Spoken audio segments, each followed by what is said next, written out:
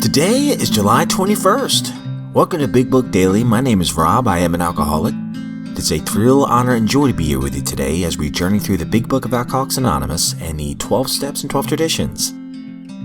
Today out of the Big Book, we're going to continue our journey through Chapter 1, Bill's Story, by reading page 12.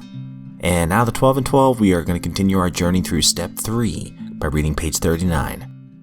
And of course, we will read today's daily reflections in 24 hours a day. So with that, hope you all are doing well this morning. Life is good over here. You know, what a blessing it is just to get this clean slate, this one set of 24 hours here. And if we're sober, it's even better. So let's go ahead and get to the good stuff. All right, my friends. So in Bill's story on page 12, we're at a point where Bill has really been contemplating, his old feelings of religion. It's conjuring all kinds of feelings for him, and he doesn't know how to feel about that. But here he's seeing a living, breathing miracle right in front of him, and that is his good friend Ebby Thatcher being sober. So we'll build on that idea by reading this page 12. Despite the living example of my friend, there remained in me the vestiges of my old prejudice. The word God still aroused a certain antipathy. When the thought was expressed that there might be a God personal to me, this feeling was intensified. I didn't like the idea. I could go for such conceptions as creative intelligence, universal mind or spirit of nature, but I resisted the thought of a czar of the heavens, however loving his sway might be. I have since talked with scores of men who felt the same way. My friend suggested what seemed to be a novel idea. He said, "Why don't you choose your own conception of God?" That statement hit me hard. It melted the icy intellectual mountain in whose shadow I had lived and shivered many years. I stood in the sunlight at last. It was only a matter of being willing to believe in a power greater than myself. Nothing more was required of me to make my beginning.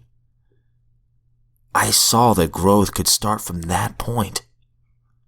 Upon a foundation of complete willingness, I might build what I saw in my friend.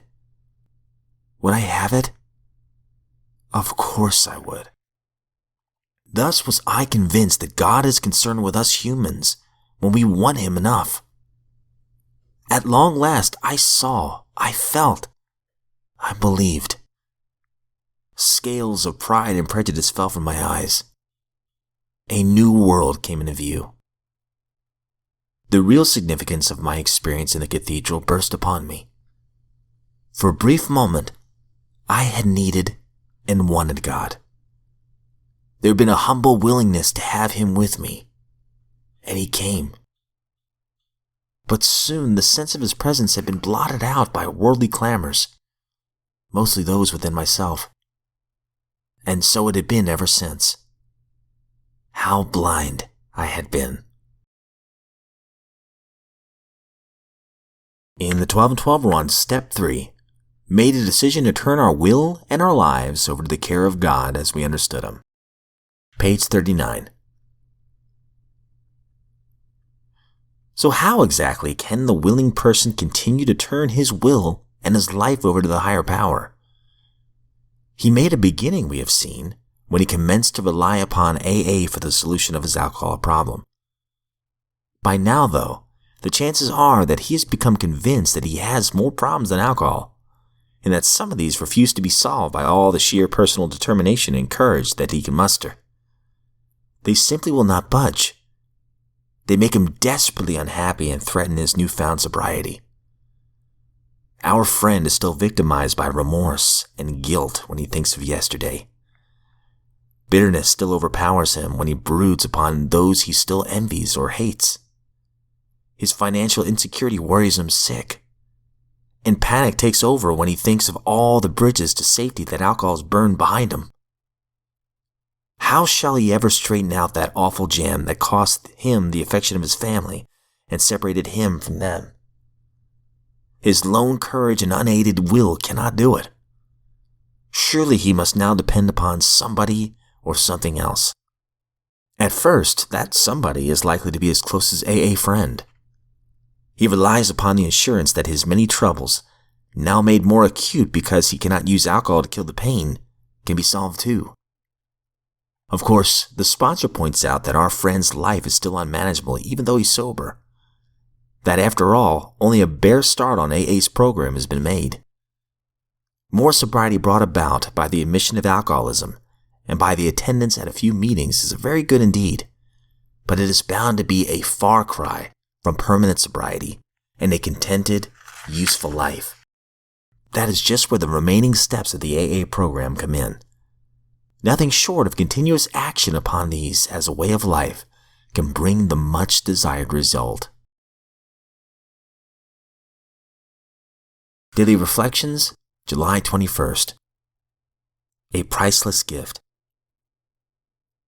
By this time, in all probability, we've gained some measure of release from our more devastating handicaps. We enjoy moments in which there is something like real peace of mind. To those of us who have hitherto known only excitement, depression, or anxiety, in other words, to all of us, this newfound peace is a priceless gift. 12 Steps and 12 Traditions, page 74. I am learning to let go and let God. To have a mind that is open and a heart that is willing to receive God's grace in all my affairs. In this way, I can experience the peace and freedom that comes as a result of surrender. It has been proven that an act of surrender, originating in desperation and defeat, can grow into an ongoing act of faith. And that faith means freedom and victory.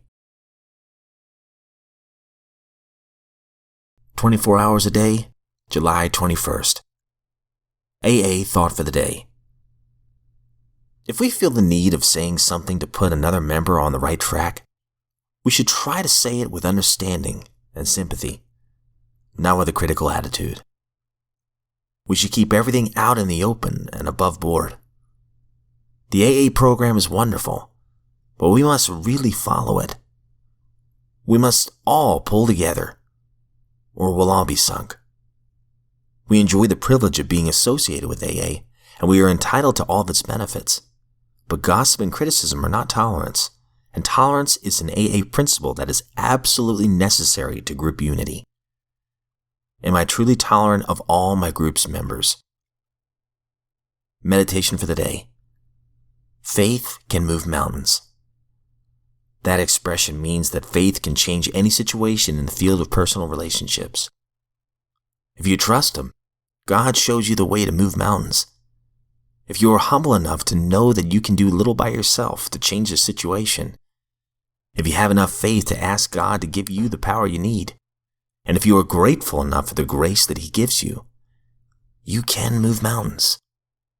Situations will be changed for the better by your presence. Prayer for the day. I pray that I may have enough faith to make me really effective. I pray that I may learn to depend less on myself and more on God. Okay, so a couple things here. I'll try to make this as quick as I can.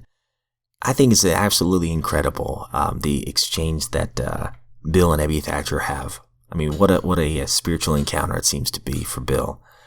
Bill didn't completely reject the idea of God. It seems like he was an agnostic. But as far as a personal God, he really struggled with that. And then that's when Abby comes up with this really unique idea. He's like, well, why don't you start off first with your own conception of God? So at first, Bill's like, wow, I'd never thought of it that way. And that really gets the gears turning here. And he's starting to realize for the first time in his life that there might be hope here. He stood in the shadow of the mountain for so long and was so cold, and now he stepped out into the sunlight. And I think that is a beautiful representation of hope that he's now experiencing, thanks to his encounter with an old friend, a miracle right in front of him. And then on the top of page 40 of the 12 and 12, that stood out to me too. Right here, this line.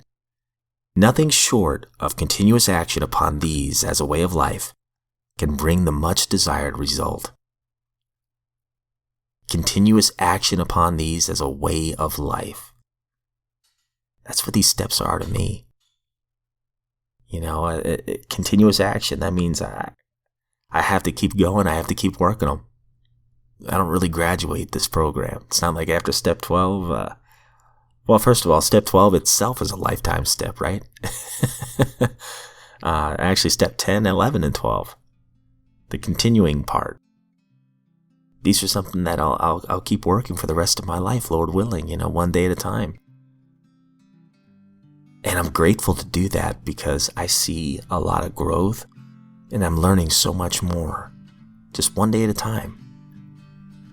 I have the tools to kind of deal with the circumstances of life in a healthy way instead of a selfish, self-centered, destructive way like before.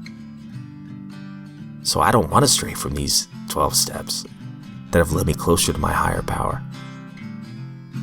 I want to cling to them.